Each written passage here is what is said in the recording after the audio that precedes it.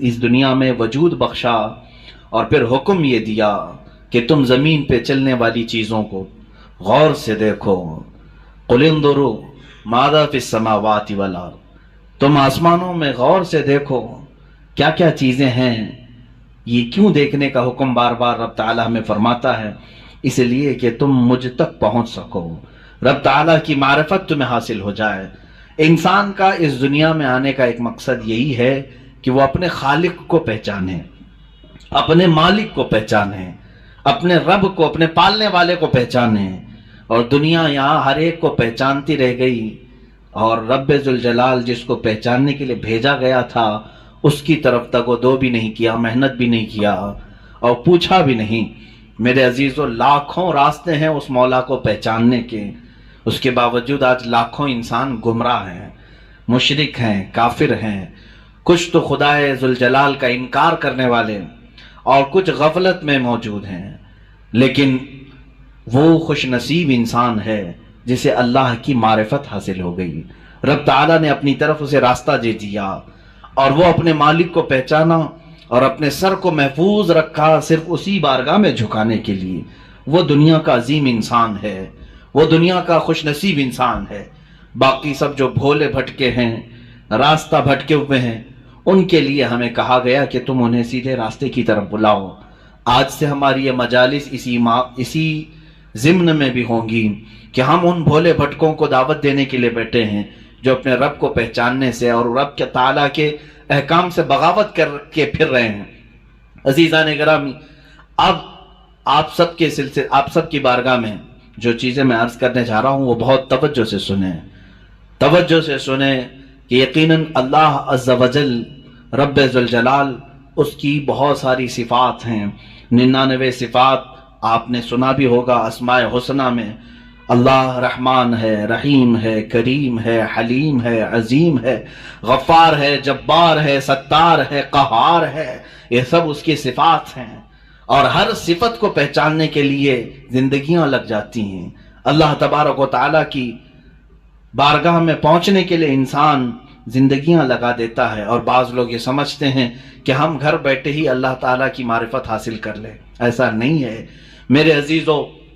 आज सबसे पहले चीज मैं ये अर्ज करता हूं, आखिर खुदा है या नहीं? किसी ने देखा नहीं, सवाल तो है ही है। हम तो चले रिवायात के एतबार से, हमारे घरों से हमें जो इल्म दिया गया है हमारे माँ बाप की तरफ से, और माहौल ने हमें जो इल्म दिया है वो यही है कि हम बोलने के काबिल हुए उसी वक्त हमें क्या कहला दिया गया था, ला इलाहा इल्लल्लाह, अल्लाह के सिवा कोई माबूद नहीं। हमें अल्लाह के वजूद का बहुत बचपन में ही इल्म दे दिया गया, लेकिन हम बढ़ते बढ़ते अब जमाने को देखने लगे तो पता चला कि यहाँ बहुत सारे दहरिये भी हैं, एथिस्ट हैं, जो खुदा का ही इनकार करते हैं कि खुदा है ही नहीं, कोई दीन है ही नहीं। आज मैं उनके सिलसिले में अर्ज करूंगा कि आखिर ऐसा कैसे हो सकता है कि कोई खुदा ही नहीं। यह और बात है कि एक है, दो है, कौन है, इस पर अलग बहस। लेकिन जिन लोगों ने कहा है ही नहीं, तो मुझे ताज्जुब होता है कि आखिर अकल तुम्हारी है या नहीं। अकल से अगर सोचोगे तो फिर तुम्हें मजबूरन किसी नतीजे पर जाना होगा। इमाम आजम अबू हनीफा रदी अल्लाह ताला अन्हु दहरियों के लिए खुली तलवार थे। दहरिया किसको कहते हैं? जो खुदा का ही इनकार करता है, यानी कोई नहीं है, ना भगवान है ना खुदा है, कोई चीज है ही नहीं, हम खुद से चल रहे हैं। इमाम आजम रदी अल्लाह ताला अन्हु की बारगाह में एक जमात आई मुल्हिदीन की, और वो तलवारें लेकर के ही आते थे कि मौका पा करके इन्हें कत्ल कर दे। एक दिन इमाम आजम अबू हनीफा रदी अल्लाह ताला को आते हुए देखा और अचानक आप अपनी मजलिस से खड़े हुए और कहने लगे, मैं कुछ गहरी सोच में हूं। वो करीब आए और पूछा, क्या सोच रहे हैं आप? कहा कि मैंने सुना है कि एक समंदर में कश्ती चल रही है और उस पर सामान खुद से लद जाता है और बड़ी बराबर मंजिलों पर वो रुकती है और अपना सामान खुद ही उतारती है, ना उसे कोई चलाता है, ना लोडिंग अनलोडिंग करने वाले कोई मजदूर हैं, वो खुद ब खुद सामान लेती है, खुद ब खुद सामान उतारती है। ये रोबोटिक दुनिया भी नहीं थी उस वक्त कि वो यकीन कर लेते, साइंसी दुनिया भी नहीं थी उस वक्त। तो उन दहरियों ने कहा, क्या मजाक कर रहे हैं आप? کہ سمندر میں کشتی بغیر ملاح کے، بغیر کیپٹن کے چل رہی ہے اور خود سامان لوڈ کر رہی، اتار رہی ہے، ہمارے ساتھ مذاق کر رہے ہیں آپ؟ ہم عقل والے لوگ ہیں، آپ کی اس بات پر کوئی بیوقوفی یقین کر سکے گا؟ امام اعظم ابو حنیفہ رضی اللہ تعالیٰ عنہ فرماتے ہیں اتنی جب تجھے عقل ہے کہ ایک کشتی سمندر پر بغیر کسی چلانے والے کے نہیں چلتی، تو یہ پورے کائنات کا نظام بغیر چلانے والے کے کیسے چل سکتا ہے؟ برابر وقت پر سورج کا طلوع ہونا، برابر وقت پر سورج کا غروب ہو جانا، چاند کا اپنی منزلوں پر چلنا، اور یہ سمندروں کا برابر اپنے مدار میں رہنا، اور یہ زمین کا طرح طرح کے پودے اگنا، اس میں پھول کا آنا، پھلوں کا آنا، یہ کیا اللہ کے ہونے کی نشانیاں نہیں ہے؟ کوئی تو ہے جو یہ سارا نظام چلا رہا ہے۔ ہاں تم یہ کہہ سکتے ہو کہ مشینیں ہم چلا رہے ہیں، پنکھے ہم چلا رہے ہیں، لائٹ ہم چلا رہے ہیں، چلاؤ دنیا کی ساری مشینیں چلاؤ، لیکن میں اگر ایک فیلڈ میں آؤں ان دہریوں سے پوچھتا ہوں، امام شافعی رحمۃ اللہ علیہ نے کیا جواب دیا؟ میں چاروں اماموں کی بات بتا دیتا ہوں۔ چاروں اماموں نے رب ذوالجلال کے وجود کے متعلق کیا کیا کہا ہے۔ امام مالک نے تو یوں فرمایا، آپ سے پوچھا گیا کہ خدا ہے، انہوں نے کہا ہاں۔ کیا دلیل کیا ہے؟ کہتے ہیں کہ زبانوں کا مختلف ہونا، انسانوں کی زبانوں کا الگ الگ ہونا اور الگ الگ نسلوں کا ہونا، یہ اللہ کے وجود کی دلیل ہے۔ امام شافعی سے پوچھا گیا آپ کوئی دلیل دیں گے کہ کوئی ہے؟ آپ نے کتنی پیاری بات فرمائی، ارشاد فرماتے ہیں شہتوت کا درخت دیکھا ہے؟ شہتوت کا درخت آپ نے دیکھا ہے؟ شہتوت جو ہے بہت باریک باریک سے پھل ہوتے ہیں، میٹھے ہوتے ہیں، اور اس کا پتا جو ہے وہ کئی قسم کے جانور کھاتے ہیں۔ شہتوت کے پتے کو شہد کی مکھی بھی چوستی ہے، شہتوت کے پتے کو گائے بکریاں بھی کھاتی ہیں، ہرن بھی کھاتی ہے، یہ سب کے سب شہتوت کے پتے کو کھاتے ہیں۔ شہتوت کا پتا ایک رنگ کا ہوتا ہے، ایک ہی ٹیسٹ کا ہوتا ہے۔ امام شافعی فرماتے ہیں شہد کی مکھی اسی شہتوت کے پتے پر بیٹھتی ہے، چوستی ہے، اور اپنے چھتے میں جا کر کے شہد اگل رہی ہے۔ بکریاں اور گائے اس شہتوت کے پتے کو کھاتی ہیں، مینگنیاں ڈال رہی ہیں یا دودھ دے رہی ہیں۔ اسی شہتوت کے پتے کو ہرن کھاتی ہے، ہرن نافع پیدا کرتی ہے جو مشک کی طرح ایک نافع ہوتا ہے، نہایت ہی اچھی خوشبو اس کے اندر آتی ہے۔ امام شافعی فرماتے ہیں ایک شہتوت کا پتا بکری میں جائے تو الگ اثر کرے، شہد کی مکھی میں جائے تو الگ اثر کرے، گائے میں جائے اور ہرن میں جائے تو الگ اثر کرے، آخر ایک شہتوت کے پتے سے نافع، دودھ اور شہد بناتا کون ہے؟ بناتا کون ہے؟ اسی میں امام شافعی فرماتے ہیں ہم روٹی کا ایک ٹکڑا کھاتے ہیں، روٹی کا ایک ٹکڑا کھاتے ہیں، اندر جسم میں یہ روٹی جانے کے بعد آپ سب کو معلوم ہے اس میں سے کچھ حصہ گوشت بنتا ہے، کچھ حصہ خون بنتا ہے، کچھ حصہ پیپ بنتا ہے، کچھ حصہ منی بنتا ہے، باقی کا بچا ہوا فضلہ پخانہ بن کر نکل جاتا ہے۔ ایک روٹی گیہوں کی کھاؤ، جو کی کھاؤ، جوار کی کھاؤ، روٹی ایک ہی طرح کی ہے، اور اس سے گوشت کون بناتا ہے، خون کون بناتا ہے، اور پیپ کون بناتا ہے، منی کون بناتا ہے، سب کی الگ الگ قسمیں ہیں۔ امام شافعی فرماتے ہیں تمہاری ہزاروں مشینیں ایک طرف، لیکن اندر جو نظام چلاتا ہے وہ کوئی تو ایک ہے، کوئی تو ہے، تمہیں ماننا ہوگا۔ میں دہریوں کے متعلق کہہ رہا ہوں جو ملحدین ایتھسٹ ہیں، جن کا کہنا ہے کہ کوئی ہے ہی نہیں، کوئی خدا ہی نہیں، تو ان سے میں کہتا ہوں کوئی بتاؤ تو صحیح آخر یہ چلا کون رہا ہے، یہ کون چلا رہا ہے، ہمارے جسم کے اندر کا نظام کون چلا رہا ہے؟ اور قرآن نے انہی کی طرف بار بار اشاروں میں بتایا ہے، آیات میں، کہ کیا تم دودھ کو نہیں دیکھتے؟ دودھ کہاں سے پیدا ہوتا ہے؟ کہ اللہ تعالیٰ فرماتا ہے کہ ہم نے دودھ کو گائے کے خون اور اس کے گوبر کے بیچ میں سے پیدا کیا ہے۔ اس کا فضلہ گائے کا گوبر ہے پیٹ کے اندر، اور اس کا خون بھی ہے، خون نہایت ہی سرخ، گوبر نہایت ہی الگ رنگ کا، اور اس کے بیچ سے صاف و شفاف دودھ کا نکلنا، دودھ آتا ہے، نہ کبھی اس میں گوبر کی بو آئی، نہ کبھی خون کا رنگ آیا۔ قرآن کہتا ہے آخر یہ کون ہے جو اس طرح صاف ستھری غذا نکالتا ہے تمہارے لیے؟ کیا شہد کی مکھی کو نہیں دیکھتے؟ قرآن کہتا ہے جب وہ ڈنک مارتی ہے تو اس کے زہر کا کوئی علاج نہیں ملتا۔ شہد کی مکھی اگر ڈنک مارے تو زہر چڑھ جاتا ہے اور کئی لوگوں کی موت بھی ہوتی ہے، لیکن وہی اپنے چھتے پہ بھی تھوکے تو وہ نہایت ہی میٹھی غذا ہے، نہایت ہی میٹھی۔ شہد کی مکھی اپنا رس چھتے پر ڈالے تو وہ دنیا کی سب سے اچھی غذا، وہی اگر کسی کو ڈنک مارے تو سب سے برا زہر ہے۔ اعلیٰ حضرت رضی اللہ تعالیٰ عنہ نے اپنے آپ کو یوں فرمایا ہے کہ میں وہ شہد کی مکھی ہوں جس کی مٹھاس کا بھی جواب نہیں، جس کے ڈنک کا بھی جواب نہیں۔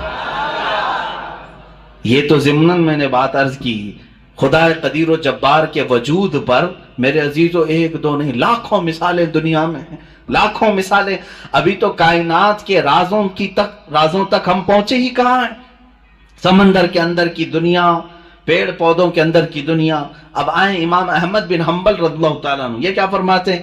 آپ سے پوچھا گیا خدا ہے، کوئی دلیل ہے آپ کے پاس؟ کہتے ہیں میں تمہیں بتاتا ہوں، ایک قلعہ ہے ایسا کہ چاروں طرف سے بند، نہ ایک سوراخ جانے کا راستہ، نہ اس پہ کھڑکی، نہ دروازہ، کچھ بھی نہیں، ہوا تک نہیں جا سکتی، ہوا تک نہیں جا سکتی، پورا بند ہے، اور اندر اس کے نہایت ہی چمکدار موتیوں کی طرح ہے۔ پھر اچانک اس قلعے میں اچھلتا کودتا ہوا ایک جان والا پیدا ہوتا ہے، اور پھر وہ اس قلعے سے باہر آتا ہے۔ امام احمد بن حنبل کی ان باتوں کو سن کر لوگوں نے پوچھا ایسا کیسے ہوتا ہے؟ بند قلعہ، ہوا بھی نہیں جاتی، کوئی سوراخ بھی نہیں، اور اس کے اندر سے کوئی اچانک پیدا ہوتا ہے۔ امام احمد بن حنبل فرماتے ہیں یہ تو روز ہوتا ہے، مرغی کے انڈے میں نہیں دیکھتے۔ مرغی کا انڈا مجھے بتاؤ اس میں کتنی کھڑکیاں ہیں؟ انڈا تو اوپر سے پورا بند ہوتا ہے، ہوا تک نہیں جاتی، لیکن مرغی اس کو گرم کرے۔ اب تو مشینوں سے بھی ہوتا ہے۔ مجھے یہ بتاؤ انڈے کی زردی اچانک ایک جاندار چوزے کی شکل کیسے اختیار کرتی ہے؟ کون ہے جو اسے چونچ دیتا ہے؟ کون ہے جو اسے پر دیتا ہے؟ اور پھر ہم نے جانوروں کو، پرندوں کو، ہر ایک مخلوق کو دیکھا ہے، ان میں رنگ ایسے بھرے ہوئے رہتے ہیں، دنیا کا کوئی آرٹسٹ بھی اس طرح کے رنگ بھر نہیں سکتا۔ کیا ہم مور کو نہیں دیکھتے؟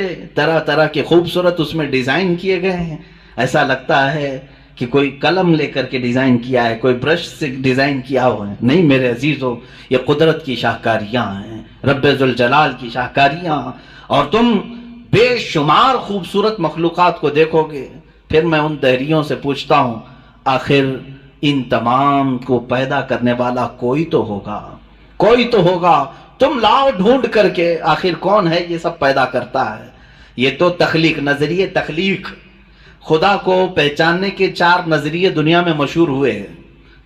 الہیات، اس کو علم الہیات کہتے ہیں جو میں بیان کر رہا ہوں، تھیولوجی، سائنس کے نظریے سے بھی، یعنی اللہ کو پہچاننے کے لیے، خدا کو ڈھونڈنے کے لیے نظریے بنائے گئے، فلسفیوں نے الگ، سائنٹسٹ نے الگ، علماء ربانیین نے الگ، حکماء نے الگ، سب کے اپنے اپنے نظریے ہیں۔ ہم اللہ رب العزت کو نظریے تخلیق سے واضح کرتے ہیں، لوگوں کے سامنے بتاتے ہیں کہ اللہ پیدا کرنے والا ہے، کیونکہ قرآن پاک میں جگہ جگہ اس نے، اللہ تعالیٰ نے اپنی ربوبیت کا، اپنی تخلیق کا اظہار جو فرمایا ہے وہ یہی فرمایا کہ تم اتنے کمزور ہو کہ ایک مکھی کو نہیں بنا سکتے، ایک مکھی پیدا نہیں کر سکتے، کتنے کمزور ہو، اور وہ رب ذوالجلال ہزاروں کروڑوں مخلوقات روزانہ بناتا ہے، روزانہ انہیں موت بھی دیتا ہے، حیات و ممات اسی کے دست قدرت میں ہے۔ عزیزان گرامی وقار، اللہ تعالیٰ کی بے شمار صفات میں سے مجھے کئی صفات پر عرض کرنا تھا، میں سب سے پہلے اس کے وجود پر آپ کے سامنے یہ دلائل رکھا۔ عام مسلمان بھی کسی دہریے سے کہہ سکتا ہے کہ اللہ کے نہ ہونے پر جو تو اس قدر ناچ رہا ہے، آج ایتھیزم کا بہت زیادہ آج چل رہا ہے، وہ کہتے ہیں کوئی دین دھرم ہوتا نہیں، کچھ نہیں ہوتا ہے، کوئی خدا نہیں ہوتا، دنیا میں ایسے ہی چل رہا ہے۔ مذاق کر رہے ہو میاں، ابھی تک تو وہ آٹومیٹک گاڑی بھی نہیں آئی بغیر ڈرائیور والے، ابھی تم بول رہے ہو۔ بہرحال دنیا میں کوئی چیز کو بنانے والا ہوتا ہے، آٹومیٹک گاڑی آ بھی گئی تو میری اس دلیل کو یہ مت سمجھ لینا کہ گاڑیاں بغیر ڈرائیور کے نہیں چل سکتی۔ مفتی صاحب نے کہا آپ تھوڑے دنوں کے بعد آنے والی ہے، اس کا مطلب کیا بغیر ڈرائیور کے بھی سب چلتی ہیں؟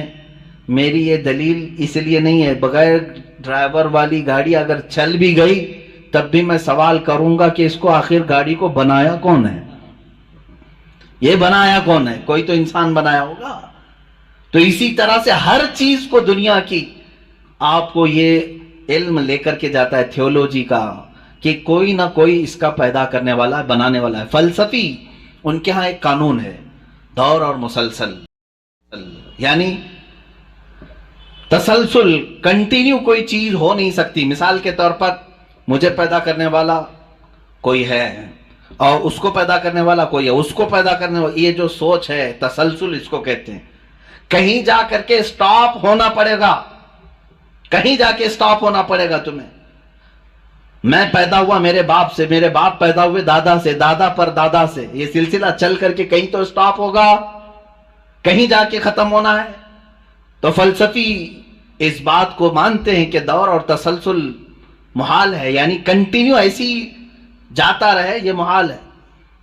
ان کے ہاں ایسا ہے. میرے عزیزو، اب اگر میں ان سے سوال کروں کہ جیسے بہت سارے لوگ بھگوانوں کو بھی مان لیے، جبکہ بھگوان کی بیوی بھی ہے، بھگوان کے بچے بھی ہے اور بھگوان کا باپ بھی ہے، تو پھر اب سوال آئے گا کہ بھگوان کا دادا کون، بھگوان کا پردادا کون؟ پھر وہ نسب چلے گا، کہیں تو جا کے رکنا ہے، کہیں تو جا کے رکے گا. بچے ہیں تو اب تک ان کی نسل کیوں نہیں؟ بھگوان کے بھی بیٹے بیٹیاں تھیں نا، بہت سارے بھگوانوں کا تذکرہ ہندوستان میں ہے، ان کے بیٹے بیٹیاں بتائی گئی ہیں، کتنے بیٹے تھے، رام کے بھی، کرشن کے بھی، سب کے بھی بتائے گئے ہیں بیٹے بیٹے. تو اب اولاد کہاں ہیں؟ باپ دادا کہاں تھے؟ میرے عزیزوں، میری اس بات کو یقیناً کوٹ کیا جائے گا. مجھے معلوم ہے چند دنوں پہلے یہ کہہ رہا تھا اورنگزیب کی اولاد برتن مانج رہی ہے، ٹیپو سلطان کی اولاد پنچر لگا رہی ہے. تجھے تو یہ ٹیپو سلطان اورنگزیب کی اولاد نظر آئی، ان کی کہاں ہے جن کا میں ذکر کر رہا ہوں؟ ان کی کہاں ہے؟ اور بہرحال اورنگزیب اور ٹیپو سلطان ان تمام کو چھوڑو، ان کی اولاد کو تو نے برتن مانجتے یا پنچر لگاتے تو دیکھا اللہ نے تو تجھے بانج بنا کر رکھا ہے. تیرے سے کوئی چیز نہیں آ سکتی سوائے گوبر اور غلاظت کے، کوئی چیز نہیں آ سکتی. میرے عزیزوں، میں یہاں عرض یہ کر رہا ہوں دور اور تسلسل، کہ اگر اس طرح کسی کا باپ ہے تو پھر دادا بھی ہوگا، دادا ہے تو پردادا بھی ہوگا، یہ چلتا رہے گا سلسلہ. یہ اسلام یہ ہے جس نے کہا قل هو اللہ احد اللہ الصمد لم یلد ولم یولد. کہو وہ اللہ ایک ہے، اللہ بے نیاز ہے، لم یلد نہ وہ کسی سے پیدا ہوا ہے، ولم یولد نہ اس سے کوئی پیدا ہوگا، اس سے کوئی لم یلد اس سے کوئی پیدا نہیں ہوا اور نہ وہ کسی سے پیدا ہوا. یہاں ختم ہو گئی بات. اب نہ میرے خدا کا کوئی باپ ہے، نہ بیٹا ہے، نہ بھائی ہے، نہ بہن ہے، کہیں یہ تصور آئے گا ہی نہیں. تم ہم سے یہ سوال نہیں کر سکتے کہ اللہ کے آباء و اجداد کہاں ہے، اولاد کہاں ہے. ہم نے خدا کو مانا ہی ایسے ہے کہ وہ جسم و جسمانیت سے بھی پاک ہے، رشتہ داری سے پاک ہے، کوئی نہ اس کا ہمتا ہے، ایک ہی سب کی سنتا ہے. یہ اللہ تبارک و تعالیٰ کے متعلق ہمارا یقین یہی ہے. عزیزان گرامی اوقات، دور اور تسلسل کا جو قانون ہے میں نے یہی بتایا کہ بعض لوگ اس چیز کے ذریعے سے بھی چاہیں تو ہدایت حاصل کر سکتے ہیں کہ کہیں تو جا کے ہمیں فل سٹاپ ہونا پڑے گا، کوئی تو ہے جو اینڈ ہے، اس کو کوئی پیدا کرنے والا نہ ہو، جا کر کے تمہیں ختم ہونا پڑے گا ایک نہ ایک جگہ. کہ کوئی تو ہے جو لاسٹ ہے، اس کو کوئی نہ پیدا کیا ہو. اگر اس کو بھی کوئی پیدا کیا ہے تو پھر یہ بھی بات آئے گی اس کو بھی کوئی پیدا کیا ہوگا. تو ہمیں ایک ایسی ذات ماننی پڑے گی جس کو کوئی نہ پیدا کیا ہو، تبھی جا کر کے ہم یہ کہتے ہیں وہ جو ذات تم جا کر اینڈ ہوگے اسی کا نام اللہ رب العزت ہے، جس کو کسی نے پیدا نہیں کیا. یہ اسلام کا بہترین عقیدہ ہے. میرے عزیزو، توحید کسے کہتے ہیں؟ اب بات آتی ہے، وجود کی بات ہو گئی، اللہ ہے اتنا تو ماننا پڑے گا. اس کے لیے تو بہت ساری دلیلیں بچے بھی پکڑ کر کے بتا دیں گے. ایک خاتون، ہم نے بچپن میں پڑھا تھا، ایک بوڑھی عورت چرخہ سل رہی تھی، اس سے جا کر کسی نے پوچھا کہ اللہ ہے کہ نہیں ہے، تو اس نے کہا ہے. کیا دلیل ہے؟ کہا یہ میرا چرخہ جو سل رہا ہوں یہی دلیل ہے اللہ کی. کہا کہ کیسے؟ کہا یہ چرخہ، اس سے کپڑے سلتی ہوں، جب تک میں چلاتی نہیں یہ سلتا نہیں، مشین سلتی نہیں ہے کپڑے. اسی سے میں نے یہ یقین کر لیا کہ میرا چرخہ میرے چلائے بغیر نہیں چلتا تو نظام کائنات پورا بغیر چلائے کیسے چلے گا؟ کوئی تو ہے. یہ ہو گئی بات وجود کی، کوئی تو ہے. اب آتی ہے توحید کی بات. کوئی تو ہے، اب ہمیں یہ بتانا ایک ہی ہے. کوئی تو ہے لیکن وہ جو ہے وہ ایک ہی ہے. یہاں پر بھی ہمیں اسلام نے جو فلسفہ دیا ہے، قانون دیا، وہ بہت ہی پیارا ہے. اس کی وجہ کیا ہے میرے عزیزو؟ چلو اب ہم توحید کی طرف آتے ہیں. توحید کہتے ہیں ایک ماننا. ایک ماننا حقیقت میں دیکھا جائے تو دنیا کے اکثر مذاہب میں توحید کا شروع میں درس رہا. عیسائیت جو آئی ان میں بھی تھا، بعد میں یہ تثلیث کے قائل ہو گئے. یہودیوں میں بھی اللہ کو ہی مانتے، خدا کو ہی ماننا ہے.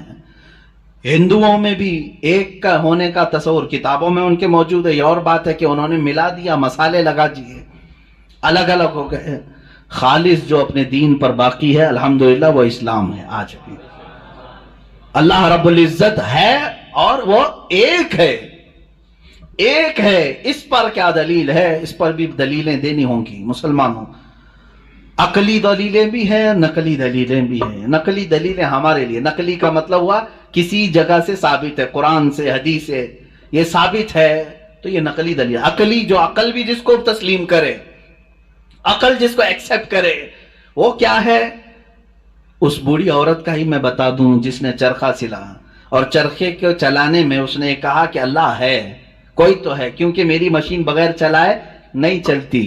تو اس سے صاحب نے جس نے سوال کیا پوچھا کہ اچھا ہے تو کیا وہ ایک ہے کہ دو ہے؟ کہا نہیں ایک ہی ہے. کہا وہ کیسے؟ کہا دو ہو تو دیکھو تم سامنے بیٹھو، ادھر سے چلاؤ، میں ادھر سے چلاتی ہوں. پھر کپڑے کی کیا درگت بنتی ہے؟ تم اپنی طرف کپڑا کھینچ رہے ہوں گے، میں اپنی طرف کپڑا کھینچ رہی ہوں گی. اس سے میں نے یہ یقین کر لیا میرے کپڑے کو سلنے کے لیے میرے چرخے پر ایک ہی کا ہونا ضروری ہے. دو بیٹھیں گے تو کپڑا پھر پائجامے کی بجائے کرتا ہو سکتا ہے، کرتے کی بجائے بھی ہو سکتی ہے، کچھ بھی ہو سکتا ہے، کچھ بھی سل جاتا ہے. تو دو لوگ ایک مشین کو سلنے جائیں تو نظام درہم برہم ہو سکتا ہے. تو ایک پورے کائنات کا نظام اگر دو لوگ چلانے لگیں تو ایک دن ایک کہے گا نہیں میں آج بارش برساؤں گا، دوسرا کہے گا نہیں میں آج دھوپ ڈالوں گا، تیسرا کہے گا کہ نہیں میں آج چھاؤں ٹھنڈی پیدا کروں گا. تو یہ تو انہی کے درمیان جھگڑا ہوتا رہے گا. اسی لیے قرآن نے بھی کہا لو کان فیہما آلہۃ الا اللہ لفسدتا، اگر ان کائنات میں زمین و آسمانوں میں خدا کے علاوہ دو ہوتے تو ضرور اس میں فساد ہوتا، ضرور اس میں نظام درہم برہم ہوتا.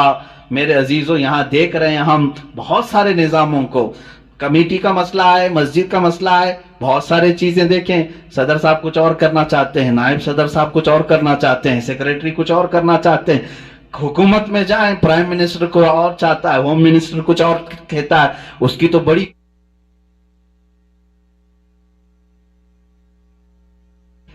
پتہ ہی نہیں ہے. لیکن نظام ایک ملک کا چلا رہے ہیں، ایک ملک کا چلا رہے ہیں. فساد اسی لیے ہو رہا ہے، فساد اسی لیے ہوتا ہے اور ان کو پتہ بھی نہیں رہتا. وہ بھاشن میں کچھ اور بول کے آیا، یہ پارلیمنٹ میں کچھ اور بول کے آیا. یہ سب ہماری مثالیں جو میں آپ کو پیش کر رہا ہوں دیکھ کر کے سمجھنے کے لیے. ایک سے زیادہ جب ہوتے ہیں تو عقلوں کا ملنا ضروری نہیں، ہر ایک کی عقل الگ الگ چل سکتی ہے. اب آئیے کوئی کہہ سکتا ہے نہیں بھائی اتحاد سے بھی تو کام ہو سکتا ہے، یونٹی سے بھی تو کام ہوتا ہے، کچھ جگہ ہوتا ہے نا. کوئی اگر کہے کہ خدا ایک نہیں دو ہیں اور دونوں مل کے کام کرتے ہیں، دونوں مل کے کام کرتے ہیں، تو اب میں آپ کو کہتا ہوں ایک نمبر والا خدا وہ کہتا ہے آج بارش برساؤں گا. 2 نمبر والا اگر اتحاد کرتا ہے اور کہتا ہے کہ نہیں ہاں تو جو کرے گا وہی میں کرتا ہوں، تو یہاں پر قانون یہ تفسیر میں فرمایا گیا دوسرا والا تو عاجز ہو گیا، وہ مختار نہیں ہے پھر فیصلہ لینے میں. اور عاجز جو ہوتا ہے وہ خدا نہیں ہوتا. خدا وہی ہوتا ہے جو مالک و مختار ہے، جو خود فیصلے لے گا اور اس میں کسی کو شریک نہیں کرے گا. تو اگر دوسرا والا مان گیا اس کی تو وہ خدا عاجز ہو گیا، اس کی اپنی نہیں چلی. دوسرے دن دوسرا چلایا اور پہلے والا راضی ہو گیا تو پہلا عاجز ہو گیا. تو خدا عاجز نہیں ہو سکتا، یہ ہمارا عقیدہ ہے. خدا وہی ہے جو قادر مطلق ہے، قادر مطلق، ہر چیز پر وہ خود فیصلے لیتا ہے، خود ہی اختیار رکھتا ہے. الحمدللہ اسلام کو اتنا پاک و صاف رکھا گیا ہے.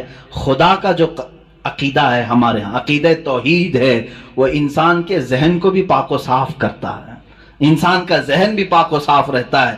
اگر عقیدہ توحید تمہارا ہٹ گیا، میرے عزیز و توجہ چاہتا ہوں، توحید عقیدہ سمجھ گئے، اللہ کو ایک ماننے کا عقیدہ اگر ہٹ گیا تو پھر انسان اتنا ذلیل ہوتا ہے کہ پھر وہ ہر چیز کو خدا ماننے لگ جاتا ہے، چاہے وہ چوہا ہو کہ بلی ہو کہ سانپ ہو کہ مچھر ہو، کسی کے بھی سامنے جھکنے لگ جاتا ہے.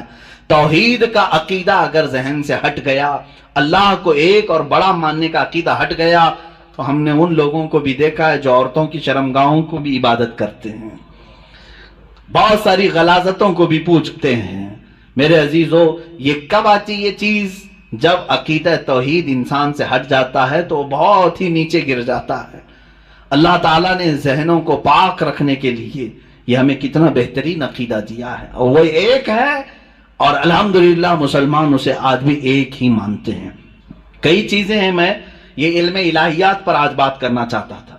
پہلے وجود باری تعالیٰ، اور دوسرے اللہ کے ایک ہونے پر. ایک ہونے پر سب سے بڑی دلیل یہ ہے، ایک سے زیادہ ہوں گے تو نظام درہم برہم ہو سکتا ہے، اور اب تک نظام درہم برہم نہیں ہوا. اس کا مطلب ہے کہ ایک ہی چلا رہا ہے، ایک ہی چلا رہا ہے. سورج کو جس طرح سے اس نے سالوں سے چلایا ہے، چاند کو جس طرح چلایا ہے، موسموں کا آنا جانا. قرآن خود یہ کہتا ہے، میں نے آیت خطبے کے بعد یہی تلاوت کی، ان فی خلق السماوات والارض واختلاف اللیل والنہار، بے شک زمینوں کی پیدائش میں، آسمانوں کی پیدائش میں، اور رات و دن کے آنے جانے میں تمہارے لیے بہت بڑی نشانیاں ہیں کہ ایک ہی ہے جو اس کو اپنی مرضی سے بنایا ہے، اپنی مرضی سے بنایا ہے. عزیزان گرامی وقار، ہندوؤں میں بھی ایک ہونے کا عقیدہ تھا کہ ایک خدا ہے. بہت ساری کتابیں ہیں جس کو میں نے پڑھا ہے، جس میں کہا گیا ہے سنسکرت میں کہ وہ ایک ہی ہے. لیکن ہوا یہ کہ بعد میں ان تعلیمات میں مکسنگ کیسے آئی؟ جیسے ہمارے یہاں فرشتوں کا تصور ہے، جبرائیل ہیں، میکائیل ہیں، اسرافیل ہیں، اسرائیل علیہم السلام. جو ملائکہ ہیں وہ اللہ تبارک و تعالیٰ نے انہیں مختلف کاموں پر لگایا ہے. میکائیل علیہ السلام بارش برساتے ہیں، روزی پہنچانے کے کام میں ہیں. اسرائیل علیہ السلام روح نکالتے ہیں. تو ان ملائکہ کو جس طرح سے ہمارے ہاں تصور دیا گیا، اللہ کے فرشتے، تو ان لوگوں نے ان دوسرے کاموں کو دیکھ کر ہر ایک چیز کا الگ الگ خدا بنا لیا. ہواؤں کا خدا الگ، بارش کا خدا الگ، آگ کا خدا الگ، پانی کا خدا الگ. یہاں پر دھوکہ کھا گئے. وہ خدا نہیں ہے، وہ خدا کے فرشتے، اللہ تبارک و تعالیٰ نے جن کو ان کائنات کے کاموں پر لگایا. ہمارا عقیدہ میں بتا رہا ہوں. عزیزان گرامی، یہاں پر میں یہ باتیں اس لیے عرض کر رہا ہوں کہ سب سے پہلے وجود باری تعالیٰ اللہ ہے، دوسری چیز وہ ایک ہے. اب تیسری چیز آتی ہے جس کے متعلق آج کے بہت سارے دہریے سائنس کے اسٹوڈنٹ وہ کہتے ہیں اگر ہے مان لیا، ایک ہے مان لیا، دکھتا کیوں نہیں ہے؟ یہ بھی سوال ہے. ہمارا عقیدہ ہے نراکار ہے، اور وہ آکار مانتے ہیں. بعض لوگ ان کے ہاں بھی ہے جو خدا کو نراکار مانتے ہیں کہ وہ نہیں دکھ سکتا. میرے عزیزو، یہ جن لوگوں نے ہم سے سوال کیا کہ پھر وہ دکھتا کیوں نہیں، وہ دکھتا کیوں نہیں، اس کے لیے میں جواب یہ بتاؤں گا کہ اگر انسان جس طرح سے آج پیدا کیا گیا، جتنی اس کے اندر کمزوریاں ہیں، انسان کی آنکھوں میں پورا کا پورا سورج نہیں سما پا رہا ہے. کڑی دھوپ میں سورج کو کیوں نہیں دیکھتے؟ وہ تو دکھ رہا ہے نا. تو دیکھو 1 گھنٹہ دیدار کرو، درشن کرو سورج کی. کیوں نہیں کرتے؟ نہیں کرتے. آپ کے اندر تاب و طاقت نہیں ہے. سورج کروڑوں میل دور ہے، اس کو آپ پورے طور پر اپنی آنکھوں میں نہیں لے پا رہے ہیں. تو یہاں سے تم سب کو پتا چلا کہ میری آنکھیں کمزور ہیں، دنیا کی بڑی چیزوں کو میں سما نہیں سکتا. تو یہ تو سورج کے بارے میں کہہ رہا ہوں جو رب ذوالجلال کی ہزاروں نہیں کروڑوں تخلیقات میں سے ایک ذرہ ہے. اس ایک ذرے کو ہماری آنکھیں نہیں سما پاتی تو پورے کائنات کے خدا کو، رب ذوالجلال کی تجلیات کو کیسے سما پائیں گے؟ آنکھوں میں کیسے اسے سما سکتے؟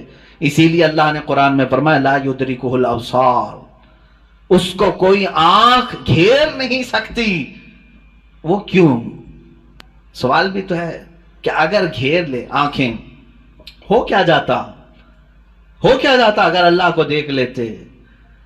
تو اس کے متعلق فلسفی طور پر بھی اور اسلامی طور پر بھی میں بتاؤں، میرے عزیزو، عقیدہ ہمارا یہ ہے کہ اللہ، اس کا کوئی سائز نہیں، اس کا کوئی سائز نہیں، اتنا چوڑا، اتنا اونچا، اتنا لمبا، اتنا چھوٹا، یہ چیز ہے نہیں، ہم اس کو مان نہیں سکتے۔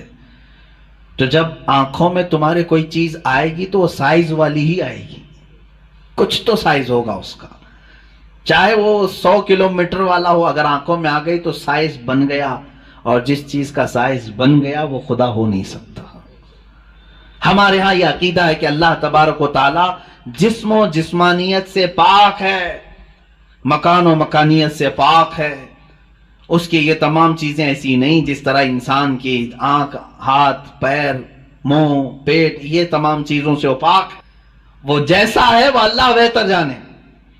لیکن انسان کی دنیا میں آنکھیں اس چیز کو سما نہیں سکتی، اور جو چیز اس کی آنکھوں میں سما گئی وہ خدا ہو نہیں سکتی۔ اس کے لیے ایک فارمولا میری طرف سے لے کر کے جاؤ، جس چیز کو بھی دیکھا کسی نے دنیا میں سوائے رسول اللہ کے، میرے آقا صلی اللہ علیہ وسلم ایکسیپشن میں بتا رہا ہوں، حضور کی کو چھوڑ کر کے پوری کائنات کی بات کر رہا ہوں، جس نے کسی چیز کو دیکھا وہ خدا ہو نہیں سکتا۔ ام المومنین عائشہ صدیقہ نے بھی فرمایا ہے کہ جس نے بھی یہ کہا کہ خدا کو یہ دیکھا ہے ظاہری آنکھوں سے، کھلی آنکھوں سے، وہ سب سے بڑا جھوٹ بولا ہے، دنیا کا سب سے بڑا جھوٹ بولا اس نے۔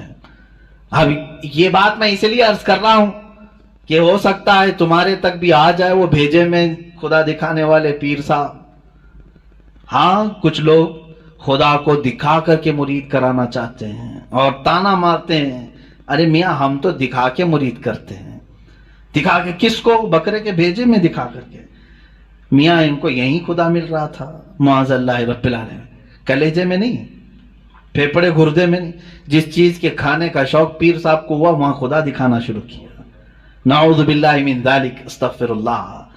یہ نہایتی جہالت ہے اور زندیق لوگ ہیں۔ میں آپ سب سے یہ کہنا چاہوں گا، جو اس طرح کی بات کرے اس سے یہ کہو کہ پیر صاحب بڑے ہیں کہ موسیٰ علیہ السلام بڑے ہیں؟ کون ہے؟ موسیٰ علیہ السلام بار بار کہتے رہے مولا تو اپنا دیدار کرا دے، اور قرآن کہتا ہے لن ترانی، تم مجھے ہرگز نہیں دیکھ سکتے۔ اور پھر موسیٰ علیہ السلام نے اصرار کیا تو اللہ نے انہیں کوہ طور پر بلایا، اور یہ سب سنتے ہیں نا، معراج کے واقعے میں بھی سنایا جاتا ہے۔ موسیٰ علیہ السلام کو سوئی کے ناکے کے برابر ایک تجلی دکھائی گئی، پہاڑ پورا جل گیا، آپ بے ہوش ہو کر گر پڑے، پیر صاحب ابھی بھی بے ہوش نہیں ہو رہے۔ موسیٰ علیہ السلام جلیل القدر پیغمبر ہیں، نبی ہیں، وہ تجلی ہلکی سوئی کے ناکے کے برابر کی نہیں دیکھ سکے، تو ان سے سوال کرو آپ بڑے کہ موسیٰ علیہ السلام بڑے؟ آپ کے اندر اتنی پاور کہاں سے آ گئے؟ آپ پورے بھیجے میں دکھانے کی بات کرتے ہیں، نہایت ہی گمراہی کی بات ہے۔ میرے عزیزوں، میں یہ ان لوگوں کے بارے میں کہہ رہا ہوں جو اپنے آپ کو مسلمان کہہ کر کے ایسی باتیں کر رہے ہیں، باقی دوسرے ہوں تو ان کو چھوڑ دو، ان کا معاملہ الگ ہے۔ یہ تمام باتیں ہو گئی، میں نے 3 چیزیں آپ کے سامنے عرض کی۔ وجود باری تعالی، اللہ ہے، اور اگر ہے تو ایک ہے، اور ایک ہے تو وہ نظر نہیں آتا، دکھتا نہیں۔ یہ 3 عقیدے اسلام کے بنیادی عقیدے ہیں، بنیادی عقیدے ہیں، ان میں ذرا برابر بھی ٹس سے مس ہوئے تو تمہارا ایمان چلا جائے گا۔ یہاں سے گمراہیوں کے دروازے کھلتے ہیں۔ جنہوں نے خدا کے وجود کا انکار کیا وہ ملحد ہو گئے، جنہوں نے اسے ایک سے زیادہ مانا وہ مشرک ہو گئے، جنہوں نے اس کو دیکھنے والا سمجھا وہ گمراہ ہو گئے۔ صحیح عقیدہ یہی ہے جو سورہ اخلاص میں اللہ نے فرمایا قل هو اللہ احد، محبوب آپ فرما دیں وہ اللہ ہے، ایک ہے، اللہ الصمد، وہ بے نیاز ہے، اللہ بے نیاز ہے، لم یلد ولم یولد، اس سے کوئی پیدا نہیں ہوا اور نہ وہ کسی سے پیدا ہوا۔ ان معاملات کے بعد آؤ میرے عزیزو، اس رب ذوالجلال کی کچھ صفات کی طرف میں آتا ہوں۔ رب ذوالجلال رحمان بھی ہے، رحیم بھی ہے، کریم بھی ہے، غفار و ستار و قہار و جبار بھی ہے. اس کی 99 صفات پر اگر ہم ذکر کرتے چلیں، روز ایک صفت پر ذکر ہو جائے گا، راتیں تمام ہو جائیں گی. قرآن نے خود کہا ہے دنیا کے سارے درخت قلم بن جائیں اور سمندر سیاہی بن جائیں، اور اللہ کی تعریف و توصیف لکھنا چاہیں، سمندروں کی سیاہی سوکھ جائے گی، یہ درختوں کے قلم بنے ٹوٹ جائیں گے. ما نفدت کلمات اللہ، اللہ کے کلمات کو پھر بھی مکمل نہیں کیا جا سکے گا. یہ ہماری چھوٹی سی زبان اور تمہارے چھوٹے سے کان کہاں ان تمام کلمات کو سن سکیں گے یا کہہ سکیں گے، مگر ہم اتنا ضرور جانتے ہیں کہ ان تمام سمندروں میں سے ایک قطرہ بھی ہم نے اپنی محفل میں پا لیا تو یہ ہماری زندگی کی معراج ہے. اللہ رحمان ہے، یقیناً ہم نے اس کو بسم اللہ میں بھی پڑھا، سورہ فاتحہ میں بھی پڑھا، بلکہ ہم اپنے بچوں کو بھی یہی کہتے ہیں، ماں باپ کو بھی یہی کہتے ہیں. اب اس کے رحمان کی صفات دیکھنا ہے. کیسے؟ رحمان کسے کہتے ہیں؟ رحم کرنے والا، رحم کرنے والا، نرمی کا معاملہ کرنے والا لوگوں کے ساتھ، بلکہ اپنی ساری مخلوقات کے ساتھ نرمی کا معاملہ کرنے والا. میں 2 ہی صفات پر آج گفتگو ختم کر دوں گا، اس کے رحمان ہونے کی اور اس کے قہار ہونے کی. دونوں کے درمیان ہمیں یہ زندگی چلانی ہوگی. اللہ رحمان ہے، اس کی جو زندگی یہاں ہمیں دیکھنے کے مظاہر ہے وہ کیا ہے؟ ماں تم سے جتنی محبت کرتی ہے، کیسے؟ تم رو تو گود میں اٹھا لیتی ہے، تمہارے بہت ساری چیزیں اپنے ہاتھوں سے صاف کرتی ہے، اپنے ہاتھوں سے بنا کر کے کھلاتی ہے. آخر وہ بھی انسان ہے، تم بھی انسان ہو. ماں تمہیں اٹھا کر کے اتنا جو پیار کرتی ہے، باپ تمہیں لے کر کے چلتا ہے، تمہارے لیے جوجھتا ہے، محنت کرتا ہے. آخر وہ کیوں مشقتیں اٹھاتا ہے؟ خون پسینے کی کمائی ایک کر کے لا کر اپنے بچے کو کھلاتا ہے. اب سنیں حدیث پاک میں ماں اور باپ کے دلوں میں یہ بچے کی جو محبت ڈالتی جاتی ہے، یہ اللہ کے رحمان صفت کا کچھ حصہ ہوتا ہے. یہ اس کی صفت کا تھوڑا سا حصہ جب اللہ ماں اور باپ میں ڈالتا ہے تو بچوں سے اس قدر پیار کرنے لگ جاتے ہیں. اگر وہ رحمت کی صفت مولا ماں اور باپ کے سینے سے نکال دے تو ہر باپ اپنے بچے کو قتل کرنے پر بیٹھ جائے، ماں اپنے بچے سے دوری اختیار کر لے. ایسا نہیں ہوتا. ماں بوڑھی ہو جائے یا بچہ اس کا بوڑھا ہو جائے، پھر بھی ماں اس بوڑھے بچے کو بھی سینے سے لگاتی ہے، اس کے پسینے دیکھنا نہیں چاہتی، اس کی جبینوں پر خم نہیں دیکھنا چاہتی. یہ ماں کے اندر جو ہلکی سی بھی محبت آپ دیکھتے ہیں، یہ رب ذوالجلال کے رحمان کا اس کے مظاہر میں سے ایک مظہر ہے.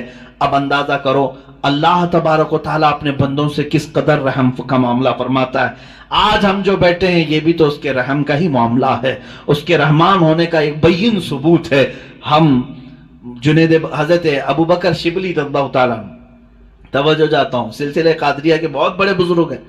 آپ سے پوچھا گیا کہ حضور سنا ہے کہ آپ کی بہت ساری کرامتیں مشہور ہیں، کوئی کرامت ہمیں بھی دکھائیں. توجہ، بہت سارے لوگ کرامت کے نام پر گمراہ بھی ہوتے ہیں. لوگوں کو ایسا لگتا ہے کہ کہیں جیب میں سے جلیبی نکال کر کے کھلا دے، ابھی کیا ابھی وہی پیر کرامت والا ہے، اچانک کچھ نکال کے دکھایا ہے. حضرت ابوبکر شبلی نے تو ایک الگ ہی کرامت بتائی. کیا کرامت بتائی جانتے ہیں؟ حضرت ابوبکر شبلی فرماتے ہیں میاں ہمارا اس زمین پر زندہ چلنا پھرنا ہی بڑی کرامت ہے. کہا کیوں؟ کہا ہم اتنے گنہگار ہیں کہ زمین پھٹ جائے اور ہم دھس جائے، پھر بھی زمین نہ پھٹتی ہے نہ ہم دھستے ہیں. یہ اللہ تعالیٰ نے کرامت ہی تو دیا ہے. یہ کرامت تو اللہ نے سب کو دیا ہے. یہ رحم کا معاملہ اللہ نے سب کے ساتھ کیا ہے، آپ کے ساتھ بھی، بلکہ ان کے ساتھ بھی کیا جو اسے مانتے بھی نہیں ہیں، جو اسے گالیاں دیتے ہیں، ان کے ساتھ بھی رحم کا معاملہ کیا. سیدنا ابراہیم علیہ الصلوۃ والتسلیم کے ساتھ ایک معاملہ پیش آیا. آپ بغیر مہمان کے کبھی کھانا نہیں کھاتے تھے، 2 دن بھی اگر کوئی مہمان نہیں آتا تو آپ کھاتے نہیں. ابراہیم علیہ السلام 2 دن تک بھوکے رہے. تیسرے دن ایک مہمان ملا، اسے لے کر کے آ کے دسترخوان پر بٹھا دیا. کہا کہ آپ ہمارے گھر کے مہمان ہیں، اب کھانا بنایا گیا. اچھا، دسترخوان پر کہا چلو بسم اللہ کرو کھاؤ. وہ دہریا تھا، ملید تھا. کہا کون سا اللہ؟ میں اللہ کو نہیں مانتا. اتنا کہا ابراہیم علیہ السلام کو جلال آیا. آپ نے دسترخوان کھینچ لیا، کہا اٹھو گھر سے، نکلو باہر جاؤ. دسترخوان پر بیٹھا ہوا تھا، اس کو اٹھا دیا. یہ تو شان ہے انبیاء کی. اللہ کے دشمنوں سے دسترخوان شیئر نہیں کرتے، افطار پارٹی والے. وہ اللہ کے دشمنوں سے دسترخوان شیئر نہیں کرتے، انبیاء کی شان ہے. وہ اٹھ کر کے چلا گیا. ہاں، یہ ہمارے لیے حکم یہی ہے میرے عزیز. لیکن اللہ رب العزت نے وہی فرمائی ابراہیم علیہ السلام کو. کہا ہے ابراہیم کیوں اٹھا دیا اس کو؟ 50 سال کا تقریباً ادھیڑ عمر کا آدمی تھا. کہا کیوں اٹھا دیا؟ کہا ہے مولا وہ تیرا نام نہیں لینا چاہتا، میں اس کو دسترخوان پر کیسے بٹھاؤں؟ رب ذوالجلال نے فرمایا اے ابراہیم پچھلے 50 سال سے میں اسے ویسے ہی کھلا رہا ہوں جبکہ وہ کبھی میرا نام نہیں لیا. آج تمہارے دسترخوان پر ایک بار اس نے نام نہیں لیا، تم نے اٹھایا. میرے عزیزو اس کا مطلب یہ نہیں ہے کہ اس کا نام نہ لے تو بھی ہم کھلائیں، وہ تو سنت الہیہ ہے، وہ مولا کریم کی صفات ہے. لیکن انسان کے اخلاق تو یہی ہے کہ انسان اپنے رب سے اگر محبت کرتا ہے تو اللہ رب العزت کے دشمنوں سے کبھی دوستی نہیں کر سکتا. قرآن بھی یہی کہتا ہے یا ایھا الذین آمنوا لا تتخذوا عدوی وعدوکم اولیاء، اے ایمان والو میرے دشمنوں اور اپنے دشمنوں کو دوست نہ بناؤ. یہ انہی آیات میں سے ہے جن 26 آیاتوں میں سے نکالنا چاہتے ہیں. آئیں گے انشاءاللہ، وہ ٹاپک بھی آئے گا انشاءاللہ. قرآن پاک کی جن 26 آیات پر لوگوں کو تو یعنی پیٹ میں مروڑ ہوتا ہے، پیٹ میں مروڑ ہوتے ہیں. ان آیات میں سے ایک آیت یہ بھی ہے، سورہ ممتحنہ کی پہلی آیت ہے. اللہ فرما رہا ہے اے ایمان والو لا تتخذوا عدوی وعدوکم، میرے دشمنوں کو اور اپنے دشمنوں کو اولیاء یعنی دوست نہ بناؤ. میرا رب نے اتنا حکم کیا دیا، ان کو تکلیف شروع ہو گئی. قرآن جو ہے نفرت سکھاتا ہے، قرآن نفرت. یہ تمام انشاءاللہ العزیز زندگی باقی رہی یہ 26 آیتوں کا جو مضمون ہے یہ ان کی کتابوں سے بھی میں نکال کے دکھاؤں گا. سیم ٹو سیم چیزیں، سیم ٹو سیم چیزیں وہاں پر بھی موجود ہیں.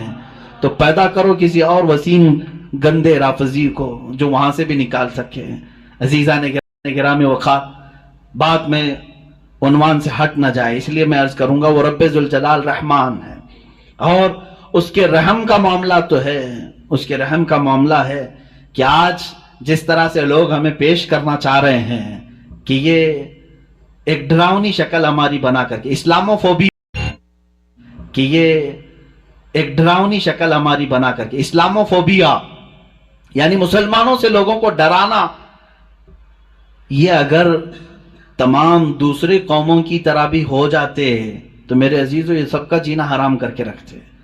ہمارے ہاں آخرت کا تصور ہے، ہمارے ہاں رب ذوالجلال کو جواب دینے کا تصور ہے، ہمارے ہاں اللہ رب العزت کے دیکھنے کا تصور ہے کہ وہ ہر گھڑی ہمیں دیکھ رہا ہے. یہ تمام تصورات لے کر کے مسلمان جی رہا ہے. تم کہہ رہے ہو یہ آتنکوادی ہے، دہشت گرد ہے، اور جو اس طرح سے کر رہا ہوگا اس کا تصور ختم ہو چکا ہوگا. ہمیں تو اللہ رب العزت کے ہونے کا اتنا احساس ہے کہ رات کے اندھیرے میں بھی ہم ڈرتے ہیں کوئی ایک گندی تصویر بھی دیکھنے کے لیے، جبکہ کوئی نہیں دیکھ رہا ہے. اس لیے کہ مسلمان اس عقیدے کے ساتھ جیتا ہے کہ اللہ لا الہ الا هو الحی القیوم لا تأخذہ سنۃ ولا نوم. مسلمان اس عقیدے کے ساتھ جیتا ہے وہ اللہ ہے جو حی ہے اور قیوم ہے، اسے نہ اونگ آتی ہے نہ نیند آتی ہے. یعلم خائنۃ الاعین وما تخفی الصدور، تمہاری آنکھوں کی خیانت کو بھی وہ دیکھ رہا ہے، تمہارے دلوں کے گزرنے والے حالات سے بھی وہ واقف ہے. ہم اس تصور کے ساتھ اس عقیدے کے ساتھ جی رہے ہیں.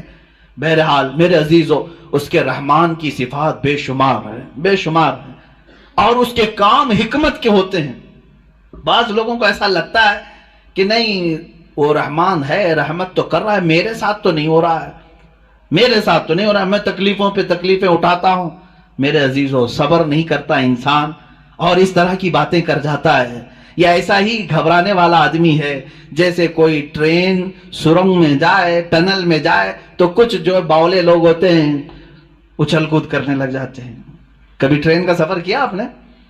اور ٹرین کبھی ٹنل کے اندر جاتی ہے، پہاڑ کے گوفے کے اندر کیا ہوتا ہے؟ اندھیرا آ جاتا ہے. اندھیرا، اتنا اندھیرا آتا ہے تو جو عقل مند ہوگا وہ سیٹ پہ بیٹھا رہے گا، اور جو باولا ہوگا اچھل کود کر رہا ہے اسے ایسا لگتا ہے دنیا کیا سے کیا ہو گئی، ٹرین کہیں کھڈے میں چلی گئی. ایسا نہیں ہے، جو عقل مند ہے وہ بیٹھا رہتا ہے. اگر آپ عقل مند ہیں، بیٹھے رہتے ہیں اپنے سیٹ پر، میں پوچھتا ہوں کیوں بیٹھے رہتے ہو؟ کیوں بیٹھے رہتے ہو؟ اندھیرا ہو گیا، ٹرین گوفے کے اندر چلی گئی ہے. آپ کہیں گے میاں تھوڑی دیر کی بات ہے، یہ ٹرین کا ڈرائیور چلا تو رہا ہے، نکال لے گا، نکالے گا نا. ٹرین نکل کر کے باہر آ جاتی ہے تو آپ کہتے اجالا تو آ گیا. اے میرے عزیز ٹرین کے چلانے والے پر تجھے اتنا یقین ہے سیٹ چھوڑ کر اٹھتا نہیں. اس طرح تیری زندگی میں جب مصیبتوں کا کبھی اندھیرا آتا ہے یقین کر وہ رب ذوالجلال پھر اجالوں میں لائے گا. इन्नमा अल उसरि युसरा, उसने फरमाया है हर तकलीफ के बाद आसानी है। क्यों उतावले होते हो? थोड़ी सी तकलीफ क्या आई, शिकायत किया, मेरे साथ रहम का मामला नहीं हो रहा है, मेरे साथ रहम का मामला नहीं हो रहा। फ़िअलुल हकीम ला यखलु अनिल हिकमा, वो हकीम है, उसका कोई काम हिकमत से खाली नहीं होता, कोई काम हिकमत से खाली नहीं होता। आज दोपहर में अगर तुम्हें रोटी नहीं मिली है तो कोई ना कोई सबब होगा, वो तुम्हारे हक में बेहतर चाहता है। आसान तकरहु शैअन व हुव खैरुल लकुम, कुरान कहता है बसा औकात तुम जिस चीज को नहीं चाहते लेकिन वो तुम्हारे हक में बेहतर होता है। जुनैद बगदादी रजी अल्लाह ताला अन्हु के जमाने में एक खातून वो धागा, रुई से धागा बनाती थी, रुई से धागा बनाती थी और वो धागा बनाने के बाद बेच आती थी। कितने? आधे दिरहम में बिकता था उसका, आधा दिरहम। वो आधा दिरहम लाती थी, उसमें से आधे यानी पाव करके उससे फिर कपास रुई खरीदती और फिर उसका आधा दिरहम बनाती और बाकी का घर में खर्चा कर। एक दिन आधे दिरहम की रुई लाई और पूरे का उसने धागा बना दिया। धागा कच्चा होता, सूखने के लिए रखी सहन में, अंदर खाने के बनाने के इंतजामात कर रही थी। एक कौवा आया और धागा उठा के ले गया। बेवा औरत, उसके सिवा कुछ भी नहीं था, आज कुछ भी नहीं था उसके पास, भूखी रह गई। अब ना खरीदने के लिए धागा खरीदने के, रुई खरीदने के भी पैसे नहीं, खाना बनाने के भी पैसे नहीं, ऑलरेडी बेवा है और गरीब है। कहने लगी क्या इतनी गुर्बत के बाद भी अल्लाह ताला ऐसे उसकी बची पूंजी भी उठा लेता है? लोग ये कहते हैं ना मेरे पास कुछ नहीं था फिर भी मैं नुकसान में जा रहा हूं, अब तो कुछ रहम कर देता। अरे भाई बड़े सेठ आदमी के 1 लाख रुपए चले गए तो समझ में आएगा चलो ठीक है बाकी बचे हुए फिर कवर कर लेगा। जिसके पास कुछ नहीं, लास्ट पूंजी बची है, वो भी मौला ने उठवा दिया, तो ये कौन सा रहम है? बंदे तिलमिला जाते हैं। वो खातून घबराई और कहा ये अब कौन से रहमान की सिफत है? क्या वो रहम कर रहा है मेरे साथ? मैं बेवा हूं, कुछ भी नहीं मेरे पास। हजरत जुनैद बगदादी के पास दौड़ी दौड़ी गई। दूसरा दिन था, भूख की शिद्दत थी, दौड़ी हुई आई। हजरत जुनैद बगदादी उस वक्त बैठे थे, उनके दरबार में कुछ लोग आए हुए थे बाहर के, मिलने की गरज से दूर से आए हुए थे। आपको ये चीखती हुई आई तो उसको साइड में खड़ा किया, रुक जाओ मैं पहले इनकी बातें सुन लूं, पहले इनकी बातें सुन लूं। उन लोगों ने आकर के कहा कि हुजूर हम कुछ नजराना लेकर के आए हैं, कुछ नजराना लेकर के आए हैं, ये कबूल फरमा लें। क्या था नजराना? 10,000 सोने के सिक्के, अशरफियां थी। कहा कि हुजूर आप अपने हिसाब में इसको तकसीम कर ले।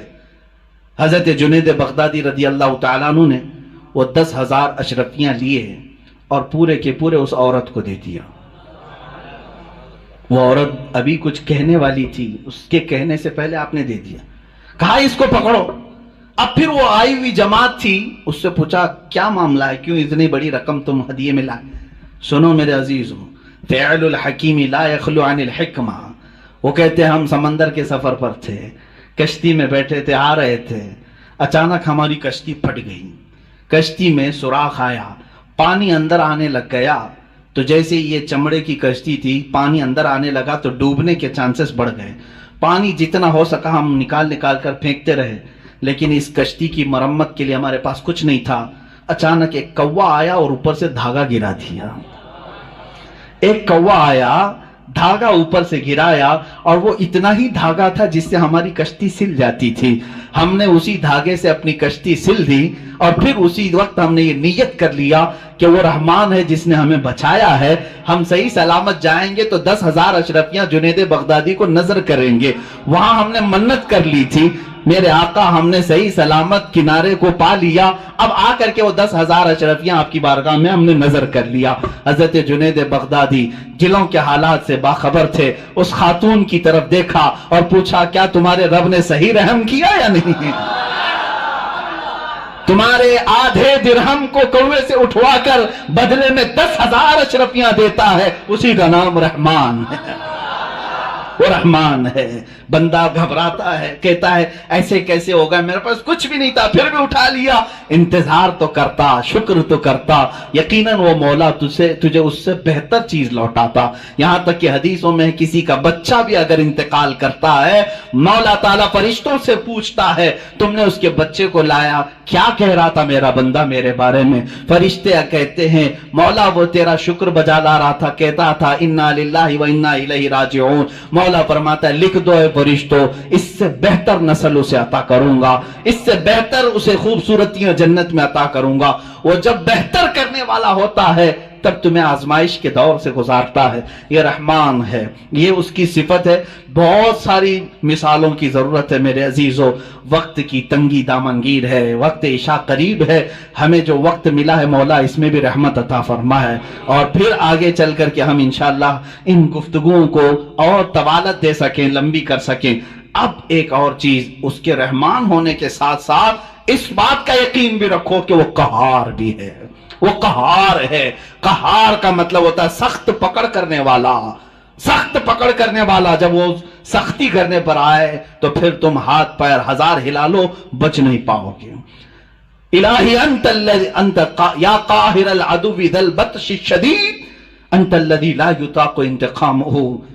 بزرگوں نے فرمایا یہ دشمن کو ایسی سخت پکڑ کرنے والا ہے کہ جس کی پکڑ کی برداشت کسی کے اندر نہیں ہے، کسی کے اندر نہیں ہے۔ اگر وہ پہاڑوں کو حکم دے دے تو وہ اپنے پھٹ کر کے ریزہ ریزہ ہو جاتے ہیں۔ اب میرے عزیزو یہ قہار کی صفت مجھے بیان کرنا اس لیے تھا آج کہ اس کے مظاہر آج دنیا میں نظر آ رہے ہیں۔ آج رب ذوالجلال کی پکڑ اور اس کے قہر کی نشانیاں نظر آ رہی ہیں۔ لوگوں کو جلتے دیکھا، لوگوں کو بہتے بھی دیکھا، لوگوں کو لینڈ سلائیڈنگ میں دبتے ہوئے بھی دیکھا۔ یہ قہار کی صفات میں کا بہت ہلکا سا حصہ ہے، بہت ہلکا حصہ ہے۔ جب وہ پکڑ کرنے پر آئے، میں آپ کو بتاؤں قوم شعیب، جیسے ابھی چائنا والوں کے بارے میں پچھلے سال 1.5 سال پہلے ایک نیوز میں میں نے دیکھا تھا، وہ اپنے سپر پاور ہونے کے سفر میں اتنی تیزی سے گامزن ہیں۔ ان کے یہ چیلنجز تھے کہ اب ہمارے پاس ایسی ایسی ٹیکنالوجی آئی ہیں جس کو کوئی کاٹ نہیں سکتا۔ ارے وہ مصنوعی سورج بنا رہے ہیں، چائنیز ڈپلیکیٹ سورج بنانے کے چکر میں ہے۔ وہ جیسا بھی ہو، چھوٹا ہی صحیح، انہوں نے ہر چیز کا ڈپلیکیٹ نکال لیا۔ لیکن میرے عزیزو اب آج جا کر کے احساس ہونے لگا۔ مجھے ابھی چند دنوں پہلے کسی نے کہا تھا کہ ان کے تو چیلنجز تھے کہ ان کی ٹیکنالوجی کو کوئی چیلنج نہیں کر سکتا اس وقت پوری دنیا میں، اس قدر ہتھیاروں میں ہو، ٹیکنالوجی میں، ہر چیز میں۔ میں آپ کو بتاتا ہوں یہ تو اس زمانے کی بات ہے، آج سے 4000 سال پہلے قوم شعیب، قوم سمود جس کو کہا گیا ہے، وہ تو اتنی پاورفل قوم تھی۔ آج بھی ان کے بنائے ہوئے مکانات موجود ہیں تو اندازہ کرو اس وقت کتنے طاقتور تھے۔ وہ پورے پہاڑ کے پورے پہاڑ جو پتھروں کے پہاڑ ہوتے ان کو کھود کر کے نقشہ دیتے تھے، اور اسی میں دروازے، اسی کے اندر پورے ہال، کمرے، سب کچھ بنا لیتے تھے ایک اکھنڈ پہاڑ کو کاٹ کر کے۔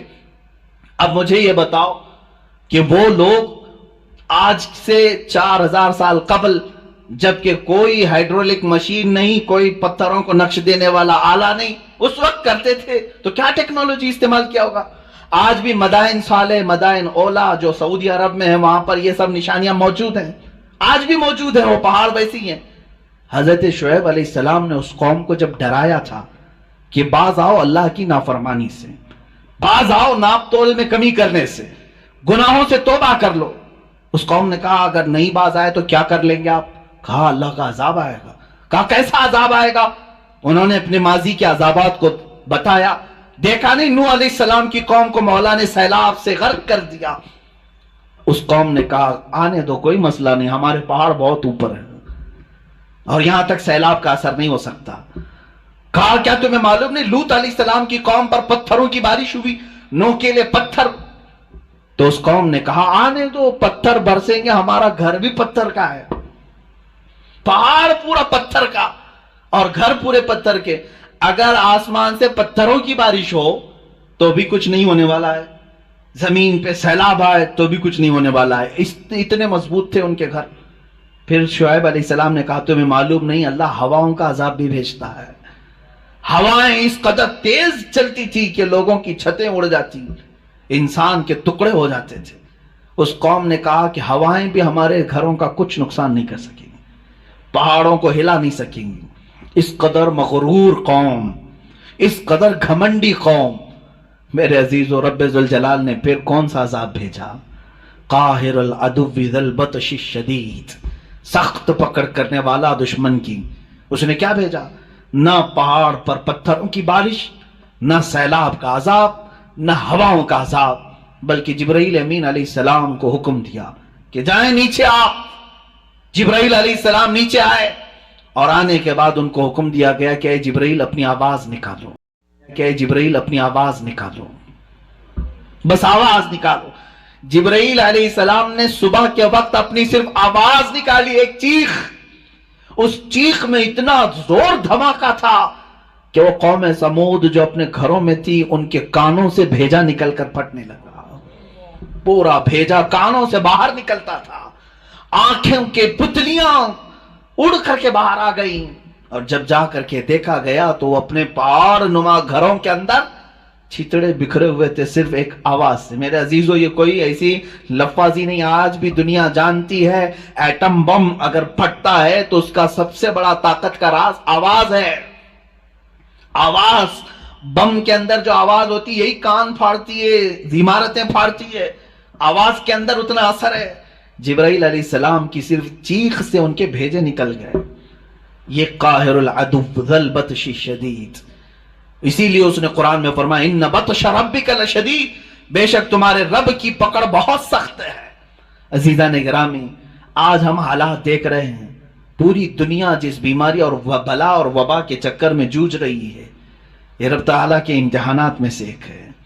یہ بیماری کو لایا گیا یا آئی ہے، جس طرح سے بھی ہے، ہم اس بیماری کے چکر میں مفلس تو ضرور ہو گئے، غریب تو ضرور ہو گئے، کمزور تو ضرور ہو گئے، ہماری عبادتیں ہم سے چھینی گئی ہیں، ہمارے کاروبار ہم سے چھینے گئے ہیں، ہماری جاب، ہمارے تمام مزدوروں کی طاقت ختم ہونے لگی ہے۔ بیماری آئے نہ آئے لیکن اس کے چکر میں بہت ساری چیزیں آ گئی، لوگوں کے اندر چھوت چھات کا ماحول الگ، لوگوں کے اندر ڈاکہ زنی کا ماحول الگ، اس کے بعد مفلسی اور قحط سالی اتنی بڑھ جائے گی میرے عزیزو جس کا حساب نہیں ہوگا۔ آپ اندازہ کریں چند دنوں کے بعد میری یہ بات اگر آپ کو نہ لگے کہ اب اللہ تبارک و تعالیٰ اپنے قہر کی صفت کو ظاہر فرما رہا ہے، کیونکہ انسان اس قدر آج نافرمان ہے، اور دیکھیں نافرمان ہونا اور ہے لیکن اس مولا کو اور اس کے حبیب کو گالیاں دینا اور ہے۔ رب ذوالجلال عذابات اس وقت کھول دیتا ہے جب اس کے نبی کی شان میں کثرت سے توہین ہونے لگتی ہے۔ میں محسوس کر رہا ہوں آج کے زمانے میں سب سے زیادہ میرے نبی کو گالیاں دی جا رہی ہیں، پوری طاقتیں ایک طرف ہو رہی ہیں، حکومتیں ان کے سپورٹ میں آ رہی ہیں، جو محمد عربی صلی اللہ علیہ وسلم کو نشانہ بنائے بڑی حکومتیں اسے پناہ دیتی ہیں، انہیں ویزے دیتی ہیں، انہیں سیکورٹی دیتی ہیں۔ تو یہ باضابطہ حکومتیں اور طاقتیں مل کر کے میرے نبی کو نشانہ بنا رہی ہیں۔ اب انتظار کریں اللہ رب العزت کے عذاب کا، عذاب آئے گا، ان کے بھی چھیتڑے اڑنے کی دیر ہے، ان کی بھی چھتیں غائب ہونے کی دیر ہے، تخت ان کے بکھرنے کا وقت آنے والا ہے۔ عزیزان گرامی، میں آپ کو ڈرا رہا ہوں جب اللہ کا عذاب آئے گا تو پھر سب اس میں ملوث ہوں گے، سب اس میں پیسے جائیں گے، اچھے اور برے سب عذاب میں بہیں گے۔ سیلاب آئے تو اچھوں کو الگ بروں کو الگ نہیں چھوڑتا، سب کو بہا لے جاتا ہے۔ اس رب ذوالجلال کے قہار کی صفات بھی آج ہیں۔ کیا آپ نہیں دیکھتے کہ ایک طرف جنگلات میں اچانک آگ کا لگ جانا اور بے حساب جانوروں کو آگ کی موت میں جھلس جانا، یہ اللہ کی پکڑ ہے، اللہ کا قہر ہے۔ بیماریوں میں پورے انسانوں کا گرفتار ہونا اللہ کا عذاب ہے۔ سیلاب کا اچانک آنا اور گھر کے گھر تباہ کرنا اللہ کا عذاب ہے۔ سورج کا گہن لگ جانا، چاند میں گرہن لگنا اللہ کا عذاب ہے۔ تمہارے رزق سے برکت کا اٹھ جانا اللہ کا عذاب ہے۔ تمہارے سروں پر ظالموں کو بادشاہ مسلط کرنا اللہ کا عذاب ہے۔ جو ظالم ہیں، درندے ہیں، وہ تمہاری حکومتوں پہ آئے ہوئے، یہ اللہ کا عذاب ہے۔ اس عذاب سے چھٹکارا صرف اور صرف ایک ہی ہے کہ لوٹ آؤ اس رب ذوالجلال کی بارگاہ میں، لوٹ آؤ اور اسے مناؤ اور پھر پکار کر کہو استغفر اللہ ربی من کل ذنب واتوب الیہ، اے اللہ میں تیری پناہ مانگتا ہوں، میں بخشش چاہتا ہوں تیرے بارگاہ میں اور میرے تمام گناہوں کی معافی چاہتا ہوں۔ جس دن بندہ استغفار کر کے لوٹ آتا ہے تو پھر وہی قہار پھر تم پر اپنے رحمان کی صفات کا اظہار فرماتا ہے۔ وہ قہار ہے، پکڑ کرتا ہے، لیکن بندہ جب عاجزی کرتا ہے تو پھر وہ اپنے رحمان کی صفات کا اظہار کرتا ہے۔ وہ رحمان ہے، لیکن یہ ایک چیز ہے۔ اب آخری میں یہ کہہ کر کے جاتا ہوں، رحمان بھی صفت ہے، قہار بھی صفت ہے اس اللہ کی، اور رحم بھی کرتا ہے، پکڑ بھی کرتا ہے۔ آپ اگر ہم سے سوال ہی کرتے ہیں کہ کون سی چیز اس میں زیادہ بھاری ہے، رحمان کی صفت یا قہار کی صفت؟ ظاہر سی بات ہے قہار کی صفت آپ سب کو پتا ہے، جب وہ پکڑ کرے تو پورے کے پورے تباہ ہوتے ہیں، یہ تو بہت بھاری چیز ہے۔ لیکن حدیث پاک میں ملتا ہے، رب ذوالجلال نے حضور کی زبان پر ارشاد فرمایا، اللہ فرماتا ہے میری رحمت نے میرے غصے پر غلبہ کر لیا۔ رحمان کی صفت قہار کی صفت پر غالب ہے، وہ رحم زیادہ فرماتا ہے، قہر کم کرتا ہے۔ بہرحال اللہ رب العزت کی بارگاہ میں ہم عریضہ پیش کرتے ہیں، مولا تو اپنے قہر سے ہم غریبوں کو بچا لے، ہم سب کو اپنے قہر سے آزاد فرما، اس پوری دنیا میں پھیلی ہوئی بلا اور وبا کو دور فرما دے۔ اے کریم خدا تو اپنے رحمان کی صفات اور رحیم کی صفات کا اظہار مولا ہم سب گنہگاروں پر عطا فرما، ہم سب پر رحم فرما، کرم فرما۔ اے کریم خدا جو بیمار ہیں انہیں شفا عطا کر دے، جو انتقال کر چکے ان کی مغفرت فرما دے۔ مولا ہم سب کو جب تک تو دنیا میں رکھ تیری عبادت کرنے کی توفیق بخش، آخری سانس تک مولا تیرا ذکر ہماری زبانوں پر جاری و ساری فرما۔ جب دمیں واپسی ہو یا اللہ، جب دمیں واپسی ہو یا اللہ، لب پہ جاری ہو